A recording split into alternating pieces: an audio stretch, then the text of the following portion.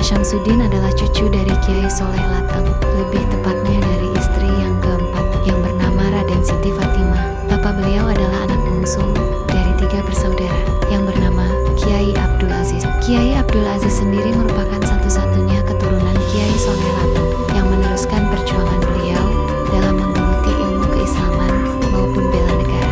Almarhum Kiai Gus Abdul Aziz tercatat pernah menjabat sebagai Ketua IPNU pertama Banyuwangi, mantan wartawan, dan anggota DPRD Jawa Timur periode 1974 sampai 1977. Sekarang, Bapak Syamsuddin sendiri sudah menikah dan menetap di Kecamatan Kalipuro, Kabupaten Banyuwangi. Tidak jauh dari makam Kiai Soleh Lateng, Pak Syamsuddin menyimpan beberapa karya milik Kiai Soleh Lateng di tempat tinggalnya.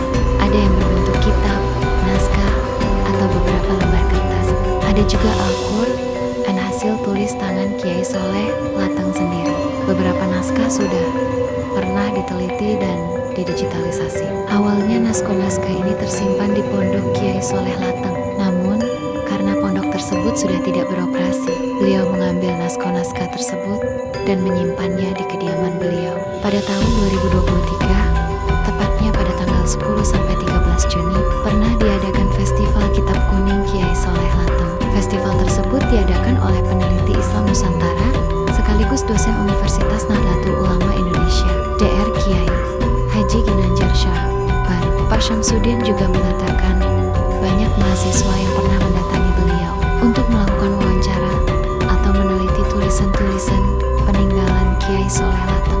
Dari beberapa naskah yang dimiliki oleh Pak Syamsuddin, kami meneliti satu naskah yang tidak memiliki judul, baik di luar atau di dalam naskah. Kondisi dari naskah tersebut sudah lumayan rusak karena termakan usia.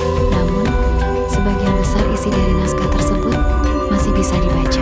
Naskah ini merupakan tulisan tangan asli Kiai Soleh Lateng, berbentuk seperti buku yang direkatkan atau ditempel, tapi tidak dapat dipastikan apa yang digunakan untuk merekatkan kertas-kertas tersebut hingga menjadi sebuah buku. Pak Syamsuddin mengatakan bahwa beliau tidak pernah mencari tahu apa isi-isi dari banyaknya naskah-naskah yang beliau simpan. Dikatakan bahwa beliau tidak pernah mengemban pendidikan di pondok pesantren, sehingga beliau tidak terlalu mengerti tentang bacaan-bacaan Arab yang seperti kitab ini. Namun, beliau juga mengatakan bahwa isi naskah ini adalah Yasin Fadilah.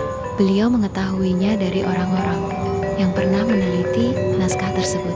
Sampai sekarang, naskah ini masih disimpan dengan baik oleh Pak Syamsuddin di kediamannya. Selain untuk menjaga peninggalan milik kakeknya, beliau juga mengatakan sangat senang jika naskah-naskah tersebut dapat membantu orang lain yang membutuhkannya, seperti para mahasiswa yang